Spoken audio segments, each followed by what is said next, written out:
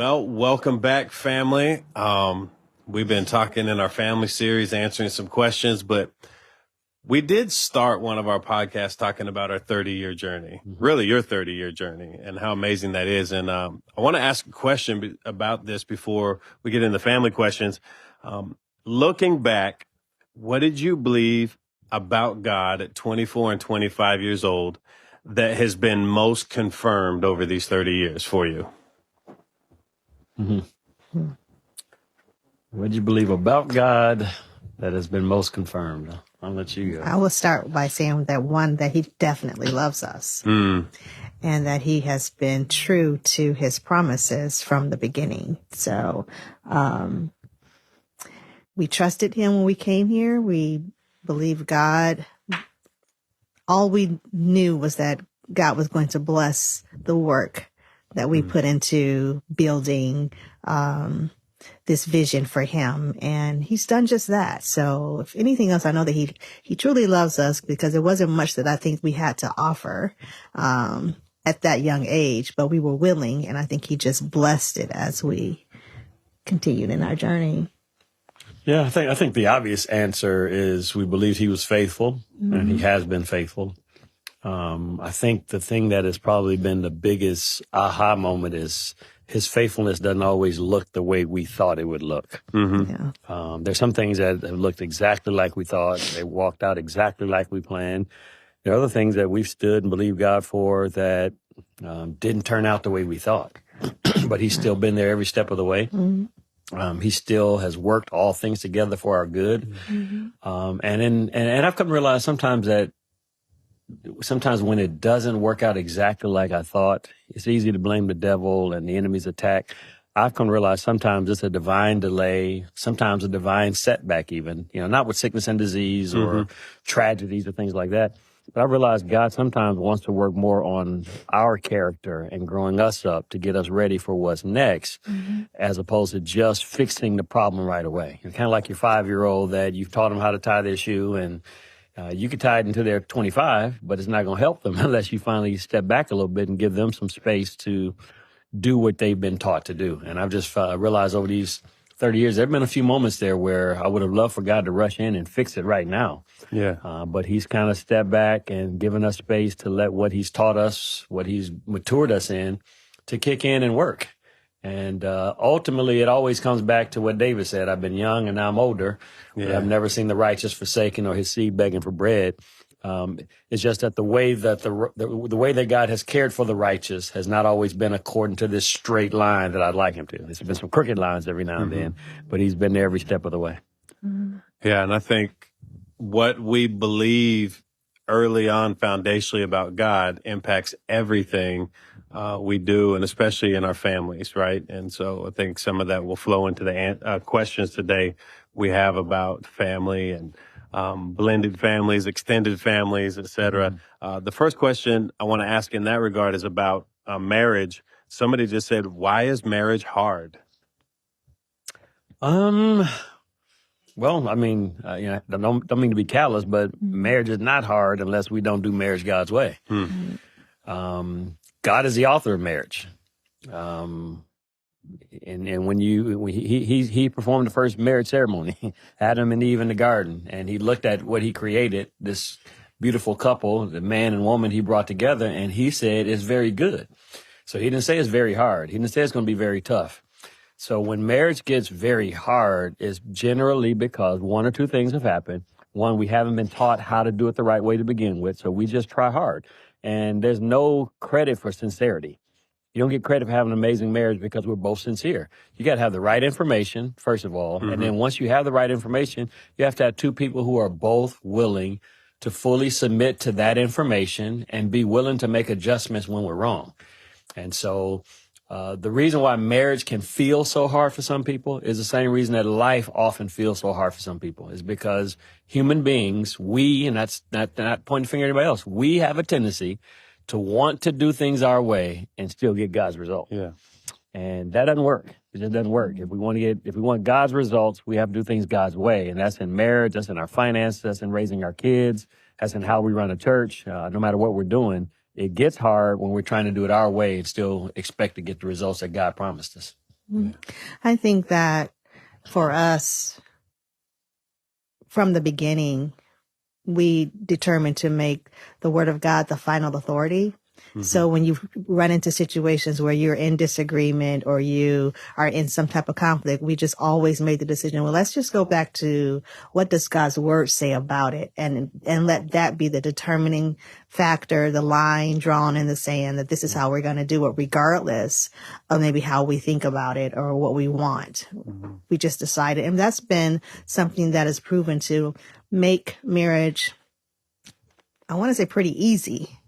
For us in coming to terms with differences, or why people think it's so hard. It's not hard when you, like he said, got to do it God's way. You get the information and you got to do it his way. Now, it's challenging. Don't get me wrong, because you got two people who weren't raised in the same house, didn't necessarily believe all the same things growing up, didn't have all the same experiences, and you try to mesh this into one house and live happily ever after. It can be challenging. It can stretch you. But when you're born again, you have the heart of God, you have the character of God, his love, joy, peace, long-suffering, gentleness, goodness, faithfulness, meekness, and self-control, then it can work. But it just takes two people who are determined to make it work, who don't want to just live in this is enough kind of land, and are going to do what it takes to pour into each other. And in our marriage, there'll be 33 years for us this year. We love each other, and we want to be together. I don't have a desire to not be with her. And if I don't have a desire to not be with her, I'm not trying to find a way to get out of this. And that means, and I also don't want to be with her and be miserable. Yeah. So it leaves you only one option. Let's work hard at keeping this good. And that means making it a priority. That means not letting other people get in the way. That means not letting, we used to have this saying we said a lot when we were younger married. Let's not make a big deal out of little deals. Yeah. A lot of times couples do that. It's not that big of a deal. If something were to happen to them, God forbid, you'd be devastated that you let this be the thing that had you all at odds. And so I think early on we mastered the art of let's not make a big deal out of little deals. And from that, we've just always come back to the table to try to work it out. And I heard you recently talk about ignorance, which is the difference between being stupid and being ignorant. And ignorant is just not having the right information. So we got to get the right information. And if you're thinking about getting married, premarital counseling will help you get some good information to not have such a hard marriage. It's work, but if you have the right information, it makes it easier. So good. So how would you, we'll stay on marriage for a second. How would you guys define the roles of husband and wife? From a biblical standpoint, husband is supposed to be leader, protector, provider. Wife is supposed to be support, assistance. The Bible said when God looked at Adam, he said, it's not good for him to be alone. I will make him a helper who is meet for him, a helper who is suitable for him. So regardless of what the world says, this just goes back to why does marriage get hard? If we're going to do it our own way, if we're going to take all these philosophies from the world and feminism and everything else, and we try to force that into God's agenda, then it's going to be hard because we don't ever get to change God's mind. God's mind is made up. He's right. He's holy. He's pure. There's nothing wrong in him. And so his idea of what marriage is supposed to be is that the husband is supposed to be a provider, a protector. He put Adam in the garden. He told him to dress the garden and keep the garden. Keep the garden means protect it, keep out all the intruders. Dress the garden means to work your garden with no wages, which means do what's right even if you don't get applause. Do what's right even if you don't feel appreciated. That's a man's responsibility. And if we stay with the Bible in the beginning, before there was sin in Genesis chapter 3, he said to the woman, I'm creating you to be a helper who is just right for him.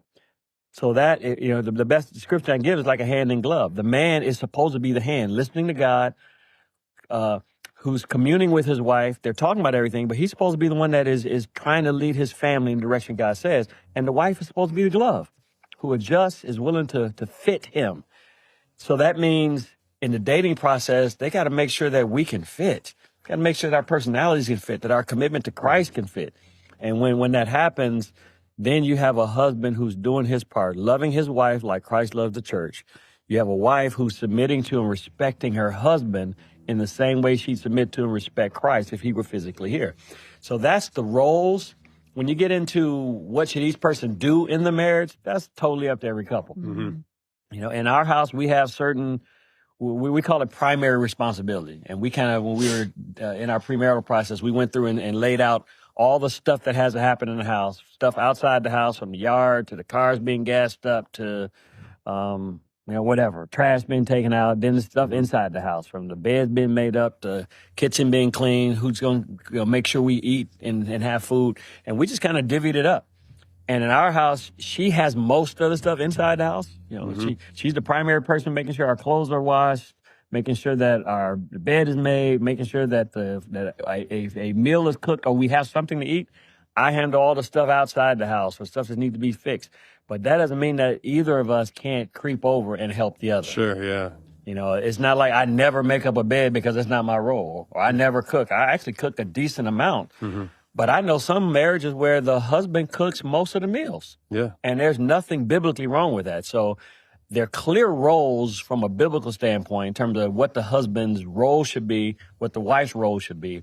There's a lot of ambiguity and room to decide in terms of the duties of the house. Right. And who's going to take which duty. Mm-hmm. Yeah, I think it's really good, differentiating role versus duties. Yeah. Because in my house, I do 99% of the cooking. If I tell the kids, hey, mama's going to cook dinner, they'll start laughing. they're like, they call me a liar. Did you have anything to add to that? No, PA? just that's definitely how we've looked at things. And he's definitely takes, I think, pride in the role that God has given the husband. He's definitely going to protect the family, and I have to realize that he's going to protect it in the way that he feels is the way God is leading him to protect. So I don't get in the way of that. So if you coming after the family, you're going to get all of the stuff that most people don't see. But I let him lead in his role, and I know that God has graced me to be able to fit like the glove to be what he needs. And it used to be, I have to think about it. How do I adapt and adjust? Now it's just pretty natural. I don't even really think about it. It's almost like I'm molded and shaped, to be able to become or be, and sometimes it changes from season to season. Oh, I hadn't seen this, or we hadn't experienced this, but God just gives me and graces me what I need to be able to adjust and adapt. And wives have to realize that God will give you exactly what you need to become what your husband needs for you to be. And it's not a demeaning thing. It's not a superior, that he's more superior than you are. It's just how God created us to fashion us to be able to be molded and reshaped if needed to help your husband fulfill the vision for the family. And just like she's saying that she gives me space to be protector, I have to give her space to be helper. Oh, yeah. Because she has a lot of ideas. She got a lot of opinions. And I can't be the kind of husband that says, well, I'm the head, I'm the leader. I do it my way, and I just come in and inform you what I did. I literally talk to her, ask her about almost every decision I'm going to make. And I think what has made it so great for us is that she never feels undervalued. She never feels like her opinion doesn't matter. Now, and I never feel like she's trying to tell me what to do. So it works well because I really, really esteem her opinion. I'm asking her everything. I'm bouncing stuff off of her. I'm taking in the information she's sharing with me, giving me her perspective, and then I ultimately make the decision I think is right for our family. But I'm not making decisions where I just kind of placate her. I'm hearing you, but I never do what you think I should do. But she's also never holding me accountable to where she shares with me something, and then I don't do it. Now she got an attitude. She gives me space to lead, but I honor her by legitimately listening and valuing what she has to say because she knows me like a book. She's got a balance sometimes that I don't have in certain circumstances. And when I'm on one side, she's usually on the other side. And you put us on the scale together, and we end up making a good decision. Complimentary. That is amazing. But can I? Yeah. That's also why it's so important when you're dating that you got to date the right person, man, and be willing to walk away from the wrong person. Because a lot of what we're talking about happens because we do fit well, and we worked through a lot of our issues when we were dating. Because when we were dating, we were polar opposites. I'm from one side of Detroit. She's from the other side of Detroit. I'm from a single parent home that had a lot of instability. She's from an extremely stable 2-parent home. So our perspectives were dramatically different when we were dating. But we talked, we argued, we debated, we not physically fought, but we fought enough to get to the place where we thought about walking away at times. We came back and rehashed it and found out, no, we're a good fit for each other. So by the time we got married, we were a lot closer in philosophy than if we had tried to jump in and get married quickly just because we wanted to be with each other. So I think one of the reasons why you can't take a round peg and make it fit into a square hole. It just won't. So you got to make sure that the fit works well in terms of backgrounds and commitment to Christ. So then you can start from a place of being able to be the hand and glove with each other. Mm-hmm. Well, I think that just is a perfect lead into the next question then, because obviously there's times you wouldn't agree on things. Mm-hmm. So how do you fight fairly and disagree agreeably then in those situations? Mm-hmm. I'll let you start. Well, it goes with communication. You have to, you say fight fairly, that is to hear each other out. Mm-hmm. And, as he said before, he gives space for me to give my opinion. He gives his opinion, and sometimes it's different. And sometimes we are disagreeing. And a lot of times in our cases, if we are disagreeing, if it's not something that has to be urgently made, a decision that has to be urgently made, then we'll lay it down, give it some time, both go pray about it, come back and have another conversation, see another perspective. And generally we end up on the same page. Mm-hmm. But there are times that, maybe we just see it differently.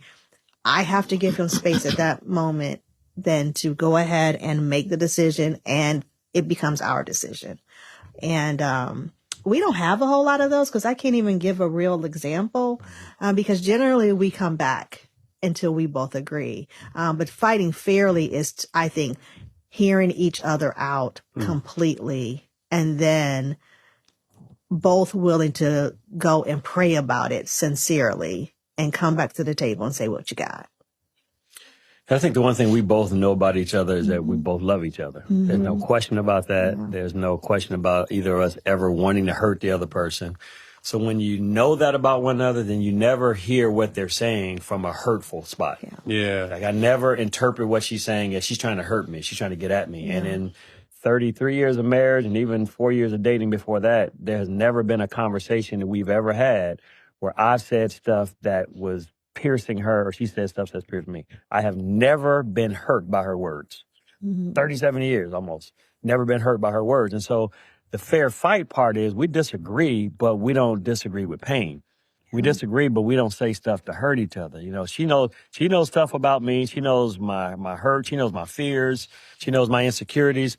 She knows stuff from my childhood that I've confided in her with that, man, I wish this was different. She's never reached back and grabbed that. Said that's why you grew up this way, and use it as a dig. Because if it would, there'd be a wound there that would make me put up a wall to make sure I protect myself from her. And I don't have a wall to protect myself from her. She doesn't have a wall to protect herself from me. So the fight fairly part is where we're never trying to hurt each other. Mm-hmm. And if we accidentally say something we think might have been hurtful, we come back around, babe, I'm sorry. Because she says I'm a bear. I don't agree. He's a bear. But I'm very direct. You don't ever have to wonder what I'm thinking. I'm willing to be honest. But sometimes, especially early on, I was so direct that it probably was hurtful. And I had to learn how to communicate with a female. I had to learn how to communicate in softer tones. I had to learn how to tamper it down and don't be so direct and aggressive sometimes with how I said what I said. And even now, if I find myself too tired, too hungry, too whatever, and my response is a little too curt, I will come right back around, babe, I'm sorry, I didn't mean to say that way. And I think living like that allows us to communicate, allows us to disagree, and then allows us to take, certain things and just have fun. We had one of these yesterday, man. We were sitting at home. Don't do it. We sit at home and she has a birthday coming up. And I was joking about her birthday and joking about, trying to round up in age. And I'm having fun, man. Me and my son is there. We both cracking up and she got fiery mad. And I got mad that she got mad. And finally I just apologized. Well, I'm sorry. I didn't mean to, to joke about your age. I didn't think it was a big deal. I apologize. She went her way. I went my way. We, had a chance. She went and laid down for a minute. I went and took a drive. By the time I came back home, it was over. We were right back to normal. And then I had fun with it. So now I just been calling her young lady. But we've learned how to take moments that could linger and become a big deal. And let's make it not a big deal. It's easy for me to apologize. Now let's have some fun with it because it wasn't done intentionally. It was done without realizing that was bothering her the way we were joking about it. So what I heard you say is slow to speak, slow to get angry, quick to listen. And when you pray, I'm assuming you're not praying, God, help him hear it my way. Right. Well, hey, that's all the time we have for this episode, but we have a lot of questions. So I'll challenge you to keep tuning in because you're going to be blessed in the coming episodes.